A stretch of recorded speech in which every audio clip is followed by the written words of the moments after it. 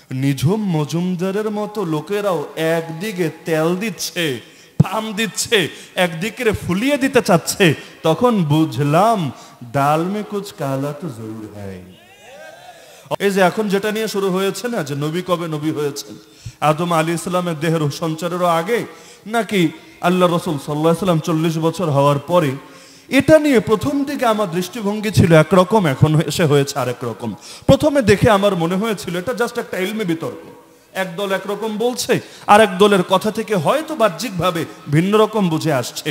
কিন্তু পরে যখন দেখলাম নিঝুম মজুমদারের মতো লোকেরাও একদিকে তেল দিচ্ছে, পাম দিচ্ছে, একদিকে ফুলিয়ে দিতে চাচ্ছে, তখন বুঝলাম ডাল মে কুছ কালা তো জরুর হ্যায়। আর এক আলেমরা দমানোর জন্য কখনো আর এক নামধারী হুজুররা ব্যবহার করে, একজনটা সাইজ করবে আর একজন উস্কায় দেয়, আরে তুই একটু কাজ কর না, ওরে কেমনে সাইজ করতে হবে এই প্রেক্ষাপটটা তৈরি করে দে না, তারপর তোরে আমরা এই সুবিধা দিব, এই ফ্যাসিলিটিস দিব।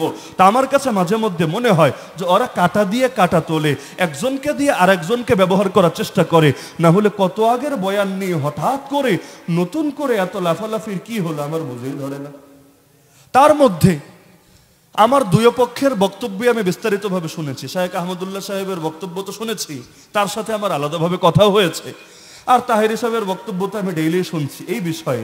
যেহেতু আমাদের সাবজেক্টে আকীদা আর ফিক, সুতরাং আকীদা নিয়ে বাংলাদেশের কোন চিপায় চাপায় কি হয় না হয় সবকিছু নজরে রাখার চেষ্টা করি, কারণ যার যে দায়িত্ব তাকে তো সেই দায়িত্ব পালন করতে হবে। আমরা ইসলামের পাহারাদার, আসলে দারোয়ান, পাহারাদার। তো যেহেতু দারোয়ান, সুতরাং দারোয়ানগিরি করার জন্য আমাকে তো সব বিষয়েই পরিপূর্ণ আপডেট থাকতে হবে। তো চেষ্টা করি,